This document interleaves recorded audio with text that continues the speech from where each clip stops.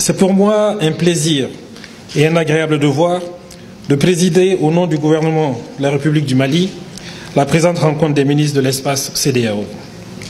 Permettez-moi à l'entame de mon propos de vous souhaiter à toutes et à tous la cordiale bienvenue à Bamako, la ville des Trois Caïmans.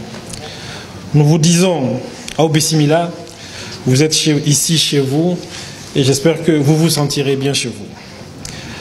Votre présence à toutes et à tous ici, à cette rencontre convoquée en extrême urgence, témoigne de votre esprit d'anticipation et de votre engagement sans faille à la résolution des problèmes de santé.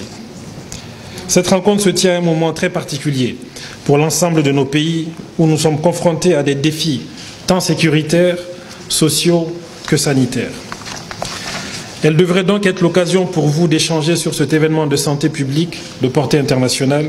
Il s'agit bien de cette pandémie à coronavirus. L'objectif étant de promouvoir une initiative commune pour prévenir l'introduction de la maladie par la mise en place des différents dispositifs, stratégies et sensibiliser la population au niveau national et sous-régional sur la conduite à tenir face à ce fléau. Mesdames et messieurs, la récente crise sanitaire en Afrique de l'Ouest, causée par la maladie à virus Ebola, a fait environ 28 000 cas avec 11 000 décès.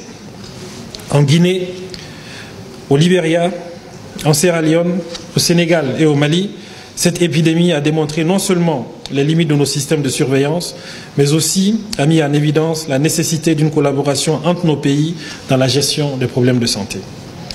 Ainsi, la mise en commun des expériences multisectorielles et multidisciplinaires apparaît comme un impératif pour l'amélioration de la santé et de la sécurité sanitaire des populations. Ces expériences permettront sans nul doute la mise en place de mécanismes transfrontaliers pour le bénéfice de nos populations. Avec l'avènement de la pandémie à Covid-19 en décembre, une harmonisation des stratégies de coordination, d'intervention, de riposte et de communication permettra aujourd'hui et dans un avenir proche de mieux riposter à tous les événements inhabituels touchant la santé humaine, animale et de mieux protéger notre environnement.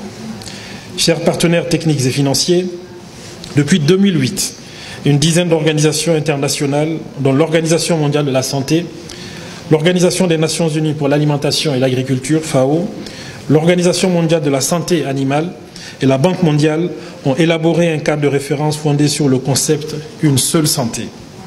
Cette approche ne se limite pas seulement aux seules zoonoses, mais englobe l'ensemble des pathologies ayant un impact sur la santé publique et la sécurité alimentaire.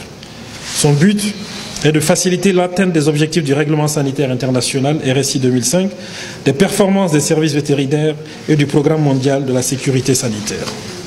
Sa mission est de coordonner dans une approche multisectorielle et multidisciplinaire toutes les interventions sanitaires en vue de prévenir, de détecter et de riposter à toutes les maladies émergentes et réémergentes à potentialité pandémique. Vu l'impact de sa mise en œuvre sur les points précités dans les différents pays à travers le monde, le gouvernement du Mali a mis en place un cadre juridique et institutionnel dédié à la formalisation de la plateforme nationale Une seule santé. Je ne doute point, mesdames et messieurs, de l'intérêt que vous accordez à cette vision multidisciplinaire en corrélation avec la problématique de la maladie à coronavirus dont il est question aujourd'hui. Par ailleurs, je suis persuadé que vous saurez mettre vos expériences à contribution pour accompagner les efforts que déploient nos départements et nos partenaires. Cela devra permettre le développement de notre système de santé et le renforcement du dialogue entre les différents acteurs impliqués dans le contrôle de la santé dans toutes ses formes. Mesdames et messieurs, j'ai foi en la qualité des discussions que vous mènerez et à la pertinence des résolutions et recommandations qui sortiront de cette rencontre.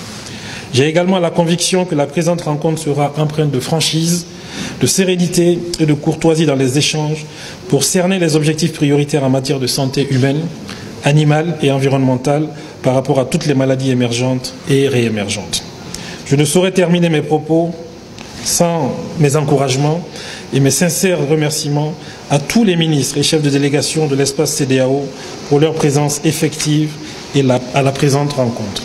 Mes remerciements s'adressent également aux différentes personnalités, aux personnes ressources, aux consultants de nos différentes institutions et de ceux des pays ici présents. Je souhaite à toutes et à tous des échanges fructueux et un plein succès à vos travaux. Merci beaucoup.